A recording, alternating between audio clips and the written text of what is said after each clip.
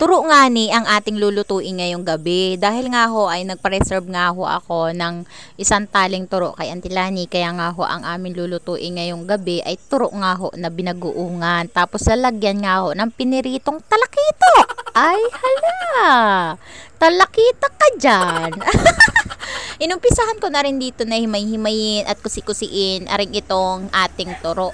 Ay alam nyo ga ang tawag din talaga dito sa amin sa Mindoro ay turo. Alam nyo yung mga parang sitaw siya mga kaputol na parang mga bagyo beans ga. Ayun, ganon. Na may pagkahawig sa munggo. Balatong. Gayon. Pag sa Ilocano. Basta turo. Pero yung turo mga kaputol ay hindi naman siya tudong munggo ha. Yung turo kasi mga kaputol ay parang munggo lang siya na alam mo yung mura. Gayon. Pero hindi naman siya magaspang masyado. Basta turo. Masarap siyang binaguungan, ginisa. Tapos masarap yung pinakabuto-buto niya. Panggamot sa rayuma.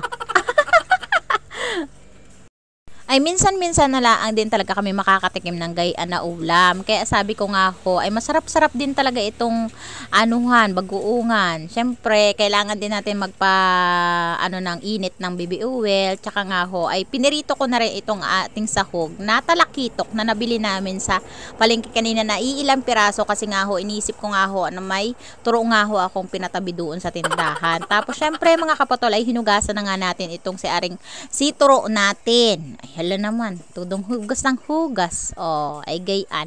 Ganyan laang ho din talaga ako magluto ng binaguungan na turo. Sinasabay-sabay ko ng mga kapotol. Tapos syempre dito, pagkatapos nating hugasan, nilagyan ko na rin talaga siya ng sapat na tubig. Kasing sapat ng pagmamahal ko sa kanya. Hoy! Nilagyan ko na lang din talaga ng sibuyas, tapos bagoong, na pampalasa, tapos syempre magic sarap, nakakaunti, gayon. Yung hindi naman tayo masisigbi at ma-newson aber na tayo dito. Tapos syempre, dahil nga ho ay sabay-sabay nga ho ako magluto at hindi ko na ho talagang pinapakulo ng matagal-tagal ang tubig.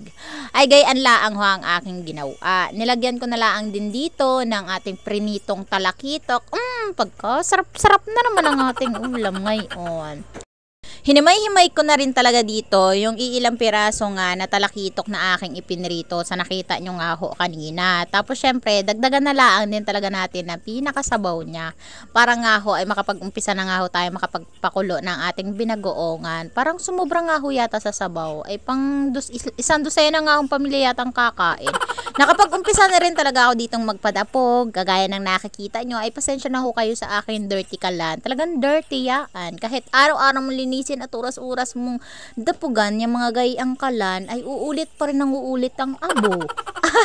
Tapos after so many years mga kapatol, ay kulo na nga ang ating binaguongan na turo. Na pagkasarap-sarap, tinikman ko na lang din talaga dito para nga ho ay matansya ko yung mga lasa-lasa niya. Syempre para malaman natin kung maalat, matabang, kulang sa magic, kulang sa prito, kulang sa turo, at syempre sa umaapaw na sabaw na parang isang dosena ang kakain.